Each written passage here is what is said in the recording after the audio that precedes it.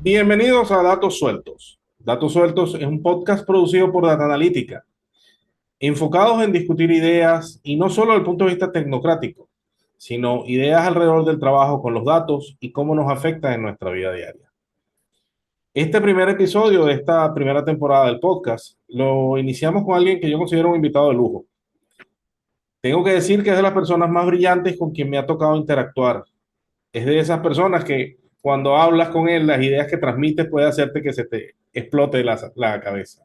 Mi invitado es el ingeniero César Peña Vigas. Bienvenido, ingeniero. Muchas gracias. Para aquellos en la audiencia, este podcast se transmite desde República Dominicana y tenemos audiencia variada, pero para quien no sepa quién es el ingeniero Peña, les hago un corto resumen. Ingeniero mecánico, egresado de la Universidad de Carabobo en Venezuela, máster en ciencias del MIT en Estados Unidos, y fue rector fundador y, digamos, como le decían en los actos de forma protocolar, rector magnífico de mi alma mater, la Universidad Tecnológica del Centro,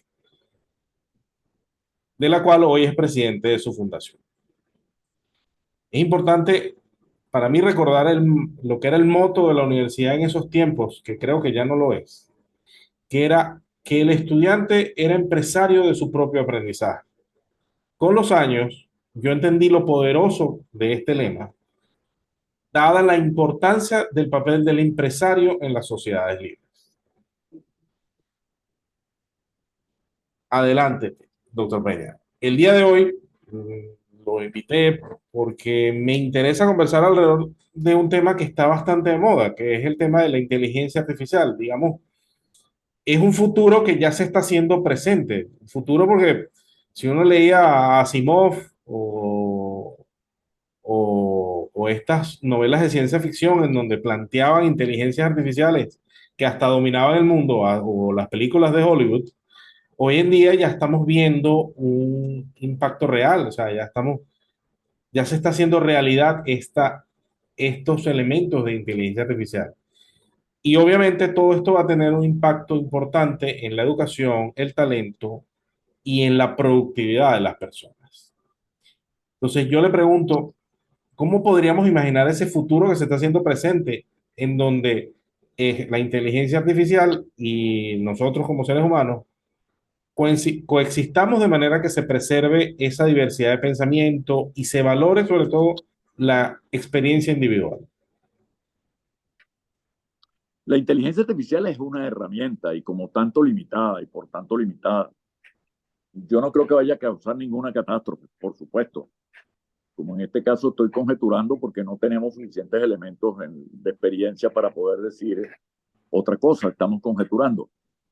Pero definitivamente el talento va a seguir siendo un condicionante pues, de los progresos y de las aplicaciones que pueda haber de inteligencia artificial, porque la inteligencia artificial no procede por sí misma, procede por acción de alguien que la busca y la utiliza sus resultados. Ahora, definitivamente, el aprendizaje se va a ver bastante afectado, se va a ver beneficiado enormemente, porque el rendimiento marginal, el rendimiento por cada esfuerzo que uno haga para aprender, va a aumentar considerablemente. Porque la inteligencia artificial organiza y organiza sistemas complejos. Le permite a uno verlo en una reducción, en una dimensión más reducida. Pero por otra parte permite también que el talento pueda aprovechar mejor ese conocimiento que va adquiriendo de manera más organizada y lo vaya aplicando también de manera más organizada.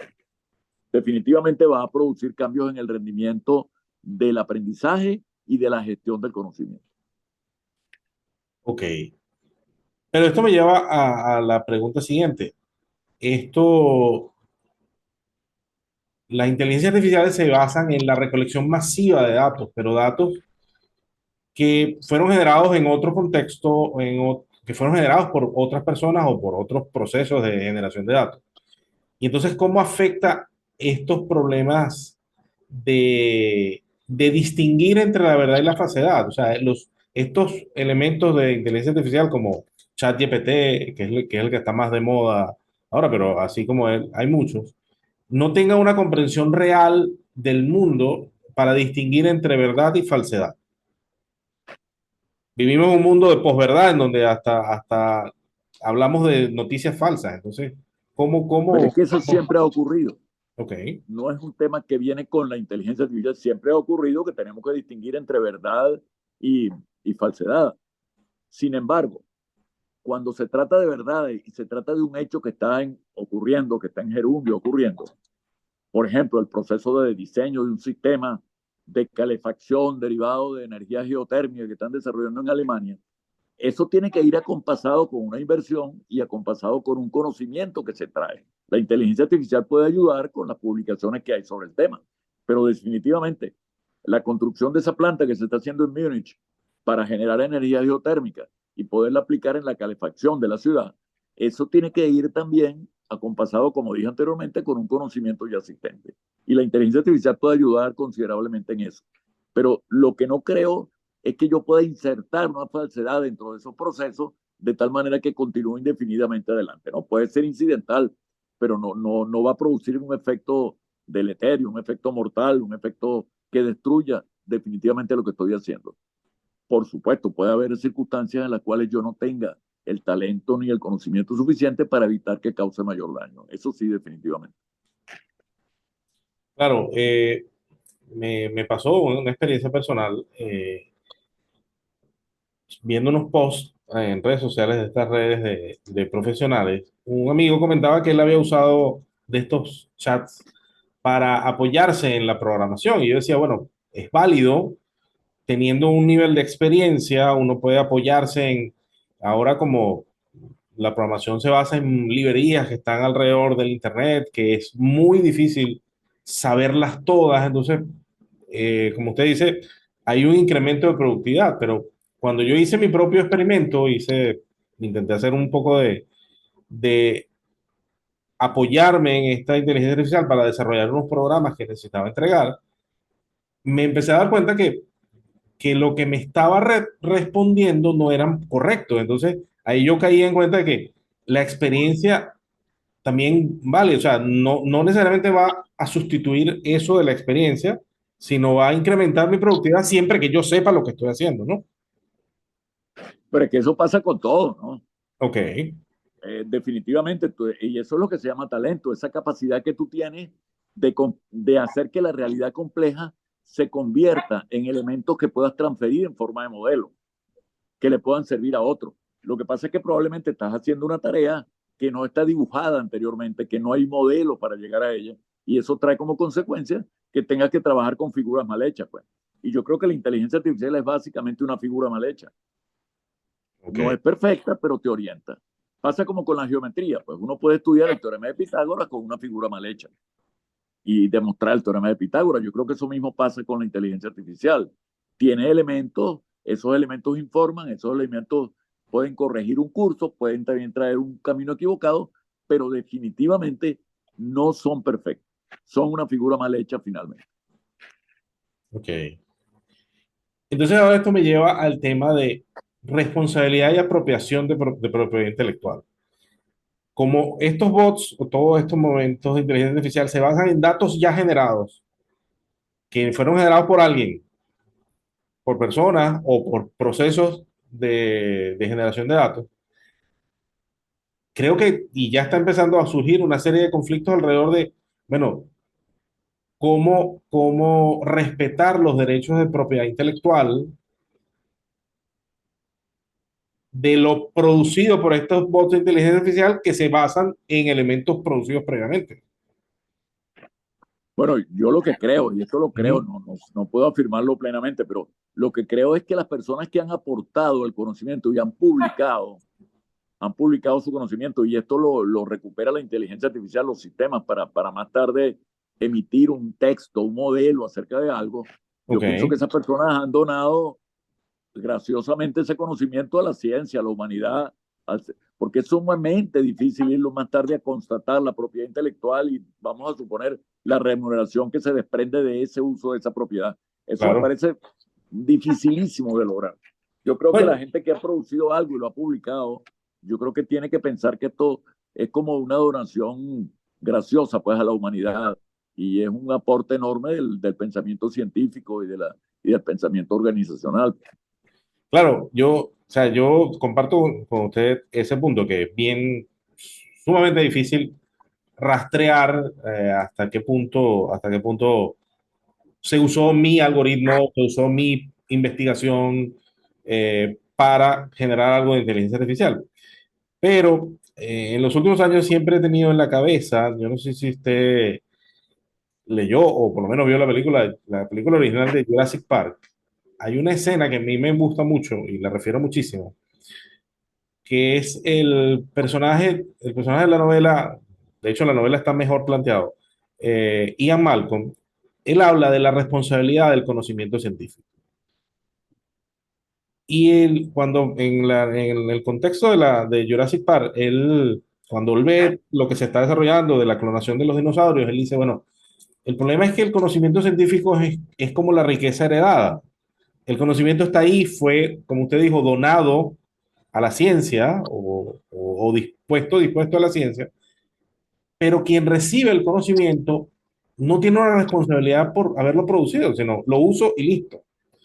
Y esto me parece también que hay en el mundo de la inteligencia artificial y de la computación distribuida, como está hoy en día, también está ocurriendo lo mismo. Hay una cantidad de algoritmos que están dispuestos, o sea, todo este movimiento del software libre, parte de la idea que yo comparto toda la información, comparto los algoritmos y quien quiera usarlo los usa sin tener que pagar, pero no hay una responsabilidad. Entonces a mí me preocupa siempre que haya un problema, lo que se llama en teoría económica el problema de los comunes. Al haber mucho free riding, mucho, dirían en español de España, mucho gorrón, mucho aprovechado de la información, de estos elementos comunes, no va a haber incentivos para crearlos, a pesar de que ha habido todos los incentivos para crear nuevos conocimientos. Entonces, ¿no cree que hay un poco de problemas ahí, o puede haber en el futuro problemas alrededor de la responsabilidad en esto que se está generando alrededor de la inteligencia artificial?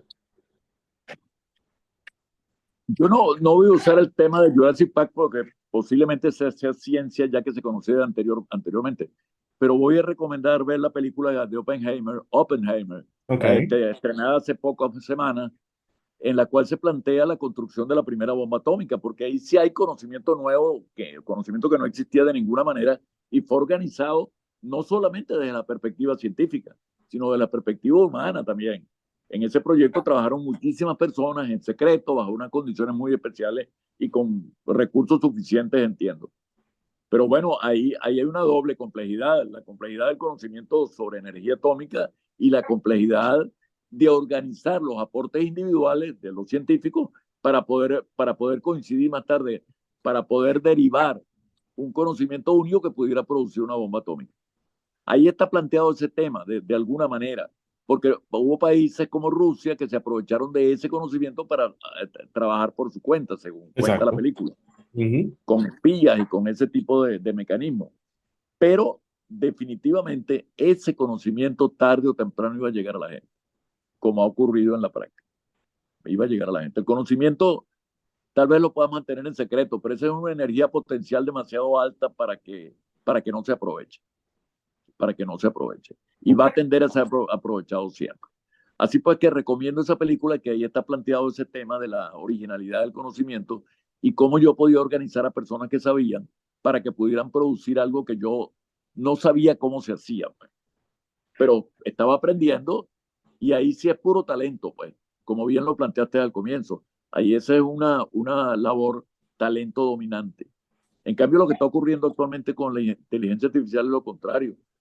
Cualquier persona puede acceder y obtener información útil, aplicable, relativamente falsa, depende de cómo se vea, pero cualquier persona puede acceder a eso, contrariamente a lo que ocurría con aquello. Y eso me lleva, digamos, al centro de esta discusión digamos, la última pregunta de estas. Es el talento, hay un autor, que yo le compartí el artículo, Larry Burns, que él escribió un artículo sobre la comoditización de la experiencia. con esto de la inteligencia artificial pareciera que la experiencia va a dejar de valer, porque bueno, yo tengo el algoritmo, tengo acceso al chat, le hago dos, tres preguntas y ya él resolvió o me trajo toda la información que alguien con experiencia sabía cómo hacerlo. Entonces, si esta tendencia fuera real, ¿cómo llevaría esto a la calidad del trabajo, la innovación? ¿Conducir a un nivel de trabajo, conduciría a niveles más bajos de calidad en los productos y servicios que vamos a consumir? ¿Cómo lo ve? Incluso en la Bueno, educación, dos elementos, usted que ha estado tantos años en educación. dos elementos. Primero, la experiencia va a seguir valiendo, pero cada vez va a haber más sabios jóvenes. Ok, Es decir, que yo puedo tener, como ocurre hoy en día, pues con el conocimiento y los modelos que se tienen para transmitirlo, yo puedo tener una persona de 30 años capaz de producir una vacuna contra cualquier enfermedad nueva. ok. O sea, no necesito tener 60, 80 años, ya puedo. Y con la inteligencia artificial definitivamente va a haber sabios más jóvenes, definitivamente. Gente que sabe mucho de un tema, pero no creo que se desvalorice la experiencia de ninguna manera. La experiencia puede tener valor, lo que puede ser que esté en personas de menor edad. Eso sí puede llegar a ser, definitivamente. Y el otro planteamiento, ¿cuál era? Perdón que lo perdí. Bueno, si esto a la larga podría conducir a, a productos y servicios de menor calidad, o sea, de niveles más bajos en la calidad de los productos y servicios que se producen, dada Mira, esta comoditización de la experiencia. la gente cada vez es más exigente. Yo creo que los productos que tengan mercado y que produzcan una economía próspera, que generen una economía próspera, van a seguir siendo producto del talento y de la inteligencia artificial y de otros instrumentos que existen definitivamente. Va a seguir siendo así. Pero lo que sí se puede estrechar enormemente son los márgenes de ganancia por la excesiva o por la enorme información que cada quien posee. Y eso va a traer como consecuencia definitivamente que haya productos que sean de mayor calidad de otros, como existe en la actualidad. Pero los márgenes de ganancia probablemente o de beneficio van a ser menores. El Sí, concepto de negocio va a variar. El concepto de negocio yo creo que va a variar. yo en eso estoy muy de acuerdo porque hace algunos años Johan Norberg produjo un muy buen documental que yo también recomiendo que se llama En defensa del capitalismo global. Y Norberg hacía una investigación en India, en donde poblados alejados en India, en donde les había llegado ya la telefonía celular, ya ellos podían acceder a los precios de los productos en los mercados de las ciudades donde los vendían. Entonces ya tenían capacidad de negociación. O lo que sucede hoy en día por ejemplo, las empresas de retail en buena parte de Latinoamérica he visto yo, sufren la competencia de gente que va con su celular a ver un producto, ven que el producto cuesta, no sé, $100 y cuando lo buscan en internet el producto cuesta $30 o $40. Entonces la gente prefiere comprarlo por internet, esperar 2, 3 semanas, pero ahorrarse una cantidad. Entonces eso está obligando a muy buena parte de las empresas del mundo de retail a bajar sus precios y a disminuir sus márgenes. Y eso me parece positivo. Bueno, eso es que eso va a ocurrir más estrechamente, cada vez más estrechamente por la información que produce y por la capacidad de gestión que tiene la gestión de conocimiento. Ustedes se imaginan esto en una cadena de supermercados, por ejemplo, que maneje modelos complejos de gestión de productos, de venta de productos por Internet, porque lo que va a pasar es que los que tienen un supermercado en vivo o en directo, los van a usar Internet también, pues, y eso está ocurriendo, no va a quedarse atrás en la carrera. Y eso va a traer como consecuencia una dificultad enorme de competir. Pero también Internet permite eso, que un agricultor que produce zanahorias en un estado remoto de Venezuela, en el estado Mérida, puede venderla en Caracas ya en conocimiento del precio que tiene al público al final. Eso definitivamente mejora la capacidad de negociación y mejora la producción de zanahorias también. Exacto. Bueno, muchísimas gracias, ingeniero Peña. Para mí siempre es un gusto conversar con usted y espero que la audiencia disfrute de este primer episodio de Datos Sueltos y espero poderlo tener en próximas intervenciones. Y para la audiencia que nos ve a través de nuestras redes sociales, Síganos en @dataanalítica y @datos.sueltos.